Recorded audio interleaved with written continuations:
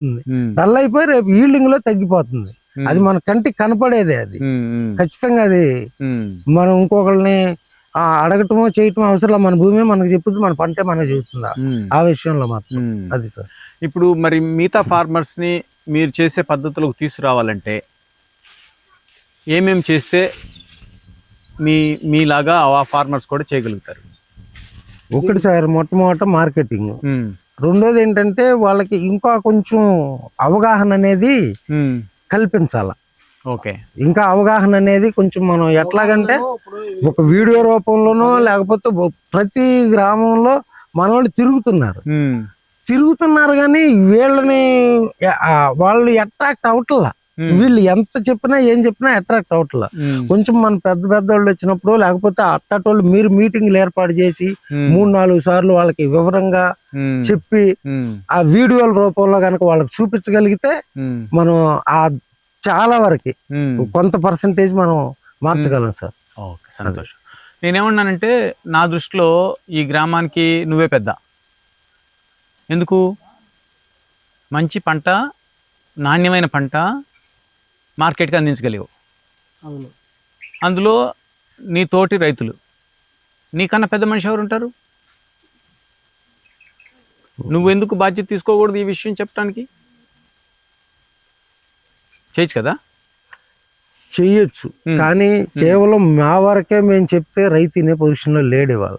ఇక్కడ పొజిషన్ ఏంటంటే రైతులు ప్రతి ఒక్కళ్ళు కూడా ఎవడింటికి ఆడే పెద్ద అనే స్థాయికి వచ్చేసారు. కొంచెం మా వెనక పెద్దోళ్ళు ఉండి ఇదిగో వీళ్ళని మూలగా తీసుకుని మీరు చెప్పండి చెయ్యండి అని మీలాంటి వాళ్ళు వచ్చి అవగాహన కార్యక్రమాలు ఏర్పాటు చేయగలిగితే కొంతమేర మనం సక్సెస్ అవుతాం. 2 పాయింట్స్ నేను మిమ్మల్ని మీ దగ్గర నుంచి అర్థం చేసుకుంది. ఒకటి, ఎవరైనా పెద్దవాళ్ళు వచ్చి గ్రామస్తులకు అవగాహన తెప్పించడం. అవును. రెండోది, మార్కెట్లో గిట్టుబాటు ధర, కరెక్ట్ అయిన ధర అందించడం అనేది 2 పాయింట్స్ మీరు చెప్పారు. ఈ 2 పాయింట్స్ చేసిన తర్వాత కూడా ఇంకేమైనా చేయాలా? ఫార్మర్స్ అందరూ కూడా ఇదే విధమైనటువంటి పద్ధతులు పాటించి పంటను పండించేదానికి ఒక్కటి ఉంది సార్, కలుపు నివారణ. కలుపు నివారణ అనేది రైతుకు పెద్ద ఛాలెంజ్. అది ఎందుకంటే ఇప్పుడు ఈ రోజు విత్తనం ఉంది, ఇది సుమారు 7 సంవత్సరాల పాటు సరిపోద్ది. ఆ విత్తనం భూమి మీద మళ్ళీ కలుపు మొక్క మొలవకుండా ఉంటేనే అది 7 సంవత్సరాలు సరిపోద్ది. అంత దీర్ఘకాలికంగా కలుపు నివారణ చేయాలంటే ఏంటి? దాన్ని మాత్రం మనం గనక సక్సెస్ చేయగలిగితే 50% రైతులు తప్పనిసరిగా సేంద్రీయ వ్యవసాయంలోకి, ప్రకృతి వ్యవసాయంలోకి మారడానికి పక్కాగా అవకాశం ఉంది. ఈ కలుపు నివారణ దగ్గరే రైతు చాలా తికమక పడుతున్నాడు, ఏం చేయాలో తెలియదు. ఇప్పుడు మన వాళ్ళు చెప్తున్నారు PMDS కనుక మీరు చేయగలిగితే ఆ కలుపు నివారణ మనం ఎంతో కొంత చేయొచ్చు అని. PMDS చేస్తాం. ఇప్పుడు ఈ అరటిలు ఉంది, PMDS చేయొచ్చు. పసుపు ఉంది, PMDS చేయొచ్చు. మిగతా పంటల్లో మనం స్వల్పకాలిక పంటల్లో PMDS చేసి కలుపు నివారణ చేసే మార్గాలు లేవు. ఇప్పుడు స్వల్పకాలిక పంట మనం మొక్కజొన్న వేసాం, స్వల్పకాలిక పంట, జొన్న వేసాం, స్వల్పకాలిక పంట. అది 2-3 నెలల్లోనే చేతికొచ్చేది. ఈ 2-3 నెలల్లో దీన్ని కలుపు నివారణ చేయాలంటే అది PMDS వేసి చేయటం అంటే సాధ్యపడేది కాదు. కలుపు నివారణ గనక మీరు మార్గం గనక చెప్పగలిగితే 50% రైతులు తప్పనిసరిగా వాళ్ళు చూసి ఇంకా మారచ్చు. దాని గురించి లేదు. నేను ఒక మాట అడుగుతాను, చెప్పండి సార్. బయట నుంచి చెప్పేదానికన్నా కూడా కలుపు నివారణకి రైతుగా సేంద్రియ ఎరువులు వాడుతూ ఏమైనా కానీ మీరు కొత్త విధానాన్ని తీసుకురాగలుగుతారా మీ అంతటా మీరుగా కలుపు నివారణ చేయడానికి? నేను ఎందుకంటే వేరే ఫార్మర్ దగ్గరికి వెళ్ళొచ్చాను. ఆ ఫార్మర్ చక్కగా కలుపు నివారణకు అవసరమైన పద్ధతులు పాటిస్తున్నాడు, ఇంటర్నల్ క్రాప్ వేస్తున్నాడు, దాని నుంచి కొంత ఇన్కమ్ తీసుకుంటున్నాడు, దాన్ని మళ్ళీ ఎరువుగా వాడుకుంటున్నాడు. అన్నీ కూడా ఇంటర్నల్గా జరిగిపోతున్నాయి.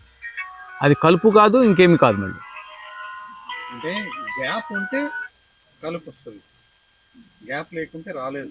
పెరగడానికి స్కోప్ లేదు కదండి, కలుపు పెరగదు కదా ఎండ రాకపోతే. ఆలోచన చేశారు అదేమన్నా? అదే పైలేలోనే ఇది ఇయ్యాలంటున్నారు. అదే ఇంకా సాధ్యం కావట్లేదు. ఇంకా దాన్ని మీరు అమలు పరచాల్సిన అవసరం ఉంది ఇంకా. ఓకే, అంటే కలుపుకి ఆల్రెడీ ఒక పరిష్కారం అయితే మనం కనుగొన్నాం. అంటే మీరు ప్రాక్టీస్ చేయట్లేదు కానీ, బట్ అయితే ఆల్రెడీ ఉన్నది. మీరు ట్రైనింగ్లకి వెళ్ళినప్పుడు వాళ్ళని అడిగితే వాళ్ళు ఏ పద్ధతులు పాటించి కలుపుని మనం నివారించుకోవచ్చు, ఏ విధంగా మనం ఉన్న భూమిని ఏ విధంగా సద్వినియోగం చేసుకోవచ్చు అనే విషయాలన్నీ కూడా మీకు వాళ్ళు తెలియజెప్పడానికి అవకాశం ఉంది. చెప్పారు ఆచ్ఛాదన చేసి 50% మనం కంట్రోల్ చేయొచ్చు ఆచ్ఛాదన ద్వారా అని దాని ద్వారా చేయొచ్చు అని అన్నారు. అప్పుడు మేము అర్థాలని డోర్ అంతా కప్పుతున్నాం. డ్రిప్ పెట్టినా కానీ తక్కువ వచ్చింది. దానివల్ల ఆచ్ఛాదనే మంచి లాభం. దాని నత్రజని కూడా దాంట్లో కార్బన్ శాతం కూడా పెరుగుతుంది మనకు ఆచ్ఛాదన వల్ల. అదే సంతోషం. నేనేమడుతున్నానంటే ఇప్పుడు ఒక 20-30 మంది ఫార్మర్స్ మీ దగ్గరకు వచ్చారు, చూసి వెళ్ళారు. కొంతమంది ప్రాక్టీస్ చేస్తున్నారు, కొంతమంది డ్రాప్ అవుతున్నారు రకరకాల కారణాల వల్ల, మార్కెట్ లేకపోవటం వల్ల, లేకపోతే అవగాహన కొంచెం నమ్మకం సన్నగిలటం వల్ల. ఆ నమ్మకాన్ని మీరు పెంచడానికి మీటింగ్ పెట్టారు, మార్కెట్ చూపించారు, కలుపు రాకుండా చేశారు. ఇంకా ఏం చేస్తే ఆ రైతు ఇంకా ఫాలో అవుతాడంటే ఈ ప్రకృతి వ్యవసాయం ఎవరైతే చేస్తారో వాళ్ళకి కేంద్ర గవర్నమెంట్ కానీ మన గవర్నమెంట్ కానీ ఎకరానికి ఎంత అమౌంట్ కానీ దాన్ని ఫిక్స్డ్ చేయగలిగితే, కొంచెం అమౌంట్ కానీ దీనికి ఇస్తున్నాము అని మనం చెప్పగలిగితే అప్పుడు ఎక్కువగా తొందరగా వస్తారు. కొంచెం ఆచి చూపిస్తే అట్లా మనకి ఇప్పుడు ఈ కలుపు నివారణ కానీ ఏదన్నా దిగుబడి తగ్గినా చేసినా మనకి రైతు నిలదొక్కుంటాకి కొంచెం సాయం చేశారనుకో. ఇప్పుడు ఈ మనకి ఇప్పుడు కేంద్ర గవర్నమెంట్ కి యూరియా వేస్తున్నాం అనుకో, సపోజ్ 10,000 కడుతుంది అంటున్నారు కేంద్ర గవర్నమెంట్. అది యూరియా గాని పిండి గాని వేయట్లేదు కదా మనం. ఆ డబ్బులు మనకి సేవ్ చేసినట్టే ఈ రైతు రైతు ఆ డబ్బులు ఈ రైతుకి ఇవ్వచ్చుగా. ఓహో, మంచి ఆలోచన. ఆ డబ్బులు ఇవ్వచ్చు కదా సార్. కంపెనీ రూపంలో లక్షలు ఇతర దేశాలకు ఇస్తున్నాం అన్నాం కదా. అది రైతుకి గాని సేవ్ చేసిన రైతుకి గాని ఇవ్వగలిగితే తొందరగా వస్తాకి రైతులు వస్తాకి ముందుకు వస్తాకి అవగాహన ఉండిద్ది ముందు. అది ఒకవేళ నేను మీ ఇద్దరిని ఈ ఊరికి బ్రాండ్ అంబాసిడర్లు అన్నాను అనుకో. బ్రాండ్ అంబాసిడర్లు అంటే మీరే ఈ ఊరికి పెద్దలు, దానికి ముఖ్యమైనటువంటి మనుషులు. మీరు ఏం చేస్తారు?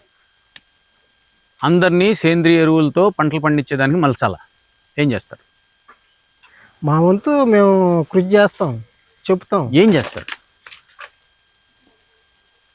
మాకు తెలిసింది చెప్తాం, మేము పండిస్తాము. వెరీ గుడ్, సంతోషం. మార్కెటింగ్ ఇది కల్పించారు మాకు.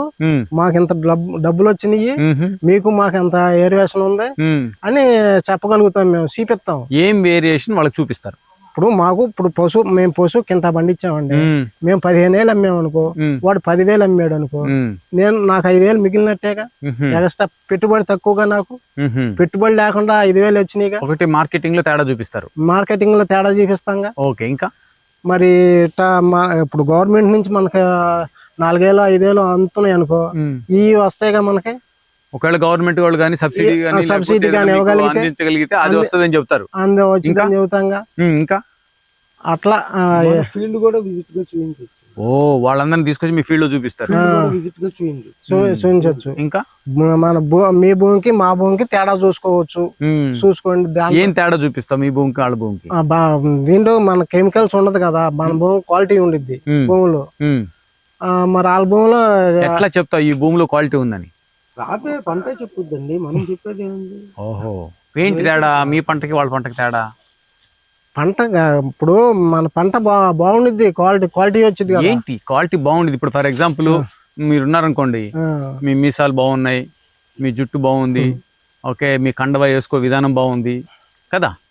అట్లాగే నేల బాగుందని ఎట్లా చెప్తావు? నేల పరిశోధన చేపిస్తాం కండి. నేల పరిశోధన చేసి రిపోర్ట్ ఇస్తారు. Very good. ఇంకా దిగుబడి క్రాప్ క్వాలిటీ తేడా, వెరీ గుడ్. దిగుబడి తేడా. ఓకే, అంతకు మించి మనం ఇంకా రైతుకి ఏది నిదర్శనంగా ఇప్పుడు ఇది నా భూమి బాగుంది చూడంటే ఏం చూస్తాడు? భూమి చూస్తాడు, పోతాడు. అడుగు నేను 10 సంవత్సరాల తర్వాత వచ్చాను నీ దగ్గరికి. నిన్ను ఎలా చూడొచ్చు? ఒక 10 సంవత్సరాల తర్వాత వచ్చాను నేను. సార్, ఇక్కడ మీరు కనుక మాకు అనుకున్న ఫెసిలిటీస్ కల్పించి మీరు కనుక ప్రతిదీ మాకు అదే మీరు ఇందాక అనుకున్నాం కదా మనం మార్కెటింగో లేకపోతే ఇంకోటోనని అది కనుక మీరు అందించి 10 సంవత్సరాల తర్వాత మీరు వస్తే 10 సంవత్సరాల తర్వాత ఎక్సలెంట్ రైతు అని మేము అనిపించుకోగలం సార్. ఓ ఆదర్శ రైతు అవుతావు. తప్పనిసరిగా. Very good. ఇక బాలాజీ గారు చెప్పాలి. అంటే నేను ఇంకా ఇంకా ఇంకా చక్కగా చూడాలనుకుంటున్నాను. నిన్ను ఎలా చూడొచ్చు? నేను ఒక రాజులాగా చూడవచ్చు. ఎలా? ఇప్పుడు ఇవన్నీ సాధ్యం అయితే అయితే రాజు అని అయితే రాజు అవుతాడు. అప్పుడు అవుతాడు. సంతోషం. ఇప్పుడు నీకు ఎన్ని ఎకరాలు ఉంది? మాకు 4 ఎకరాల వ్యవసాయం చేస్తాం. 10 సంవత్సరాల తర్వాత ఎన్ని ఎకరాలు ఉంటుంది అనుకుంటున్నా నీకు? మా సార్ వ్యవసాయం అనేది రైతు ఎప్పుడు ఒకటి చెప్పేది కాదు సార్. దరిదాపు 2 సంవత్సరాల నుంచి మాకు వచ్చే ఫ్లడ్స్ ఉన్నాయి. మేము పెట్టుబడి పెడుతున్నాం. 10 రూపాయలు 24లో 10 రూపాయలు క్రాప్ కూడా పంట కూడా తీలేకపోయాం. తెచ్చిన అప్పు కూడా కట్టలేకపోయాం. రైతుని ఎలా చూద్దాము ఎలా చూడాలంటే ఇక్కడ మాకున్న ఫెసిలిటీస్ లో మే నెల వస్తే గాలివాన, నవంబర్ వస్తే గాలివాన, రేపు ఇక్కడ నుంచి ఈ జూలై నుంచి మళ్ళీ నవంబర్ వచ్చే వరకు ఎప్పుడు వస్తుందో తెలియదు కృష్ణ అనేది. కాబట్టి మాకు ఉన్న దాంట్లో మెరుగ్గా అందించడానికైతే సేవ చేయగలుగుతాం. కానీ మీరు ఏ లెవెల్లో ఉంటారనేది రైతు బతకడానికి తప్పనిసరిగా ఆశ అనేది వదిలిపెట్టలేదు. అసలు నీ ఆలోచన ఏముంది? ఆలోచన సార్ మేము చెప్పేది కూడా అదే. ఉన్న ఫ్యాక్ట్ సార్ ఇది. ఉన్న ఫ్యాక్ట్ సార్. ఎందుకంటే పిల్లలు చదువుకుని బయటికి వెళ్ళి ఏదైనా మంచి ఉద్యోగం చేసి నెలకు 1 లక్ష రూపాయలు వాడు సంపాదించితే ఒక స్థాయికి వెళ్తామే. కానీ మేము ఎరుగున్న తర్వాత ఇక్కడ నాకు 53 సంవత్సరాల వయసు, కేవలం వ్యవసాయం మీద 10 ఎకరాలు పొలం కొన్నాడు ఎవడు ఒక రైతు కొనలేడు. మళ్ళీ నేను మొదటికి వెళ్తున్నా. నేను చెప్పండి. చెప్పండి, ఏం పర్లేదు దాని గురించి. ఇప్పుడు ఎందుకంటే ఉన్న ఫ్యాక్ట్ రైతుని మార్చాలంటేనేమో ఇన్ని చేయమంటున్నావు. అవును. నువ్వు మారటానికి ఏం కారణాలైనవి? ఎప్పుడు కూడా మనిషి మారటానికి కారణం ఒకటే సార్, ఆర్థిక ఇబ్బంది. మనిషి దొంగ అవ్వాలన్నా ఆర్థిక ఇబ్బంది, దొర అవ్వాలన్నా ఆర్థిక ఇబ్బంది. ఎప్పుడైతే రైతు గాని లేకపోతే ప్రభుత్వం గాని ఆర్థిక ఇబ్బందిని రైతు చేత జయించగలిగిద్దో ఆ రోజు రైతు ఎప్పుడు కూడా ముందే ఉంటాడు. ఈ ఆర్థిక ఇబ్బంది అనేది ఒక స్థాయిలో వచ్చేది కాదు, ఒక రకంగా వచ్చేది కాదు. ప్రతి రైతుకి 1 కోటి రూపాయలు ఎవడు నెత్తిన పెట్టలేరు కదా. మనం కష్టపడాలా. మన కష్టం, మనం వేసిన పంట ప్రతిఫలం మనకు పూర్తిగా రాగలిగినాడు ఖచ్చితంగా ఒక స్థాయికి వెళ్తాం. కానీ ఇక్కడున్న సిచ్యువేషన్ ఏంటంటే మా లంకల్లో ఇక్కడ ఈ దెబ్బ మీద ఉన్న సిచ్యువేషన్ ఏంటంటే ఒక దరిదాపు 2-3 సంవత్సరాలకు ఒకసారి వరద వచ్చింది. ఖచ్చితం అది. ఒక 2-3 సంవత్సరాలకు ఒక గాలివాన 2 గాలివానలో వస్తాయి. ఈ గాలివాన వస్తే 5 తోట నష్టపోతాడు, వరద వస్తే ప్రతి పంట నష్టపోతాడు. ఉన్న సిచ్యువేషన్ లో ఆర్థిక ఇబ్బంది వల్లే రైతు ఎక్కడ దిగజారాలన్నా మేము కూడా. ప్రశ్న వేరే రూపంలో చెప్పండి. నువ్వు అంతకుముందు 6 సంవత్సరాల కిందట లేకపోతే ఫర్టిలైజర్స్ వాడావు, పంట పండించావు. నువ్వు 6 సంవత్సరాల నుంచి ఈ పంట తీసుకుంటున్నావు. నీకు సార్ వాళ్ళు వచ్చి చెప్పారో లేకపోతే ట్రైనింగ్ పంపించారో నువ్వు ఒక మాట చెప్పినావు. చెప్పినంత మాత్రాన నువ్వు మారాలని రూల్ లేదుగా. ఏమి చేసింది నువ్వు మారటానికి? దానికి కారణం ఏంటి? అది చెప్పాం కదా సార్. అంటే నేను జనరలైజ్ చేశారు దాన్ని. నేను అందుకే మళ్ళీ ఆ ప్రశ్న రీఇటరేట్ చేసి చెప్పండి. అందరి విషయంలో చెప్పుకొచ్చారు మీరు. నేను ఎందుకు చేశానని చెప్పాలా? నేను ఎందుకు చేశాను అంటే నేను వాళ్ళ దానికి అట్రాక్ట్ అయ్యాను. నేను వాళ్ళు చెప్పిన దానికి ఎట్లాగంటే ఈ పిఎస్బి అజోస్పైరలంతో స్టార్ట్ అయ్యామని చెప్పాం మీకు కింద. ఈ వాళ్ళు చెప్పింది ఏంటంటే ఈ ఉన్న భూమిలో ఏదైతే ఫెర్టిలైజర్ మీకు వేస్ట్ గా ఉండిపోద్దో ఈ బ్యాక్టీరియా అనే దాన్ని కరిగించి ఆ పొరను కరిగించి మొక్కకు మళ్ళీ ఉపయోగపడేలాగా చేస్తుందని చెప్పారు వాళ్ళు. దానికి అట్రాక్ట్ అయ్యి మనం పెట్టుబడి తగ్గించుకోవచ్చు. ఇప్పుడు అది 100-150 రూపాయలతో కొనుక్కొస్తున్నాం.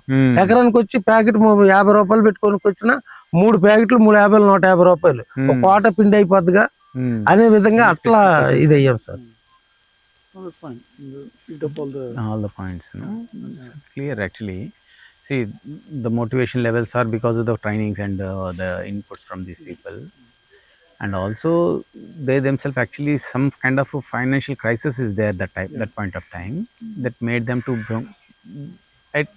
do the experiment kind of thing, and now they can showcase it and they want to become as an ambassadors, and also they believe in that actually the land soil like 4 acres land. Yes. and this is completely changed from all the. మొత్తం 4 ఎకరాలు మీరు పంట ఎట్లా పండిస్తున్నారా? 4 ఎకరాలు ఎలా చేస్తున్నాం sir. సంతోషం. మీకు ఎన్ని ఎకరాలు ఉందండి? మాకు 4 ఎకరాలు. చాలా సంతోషం అండి.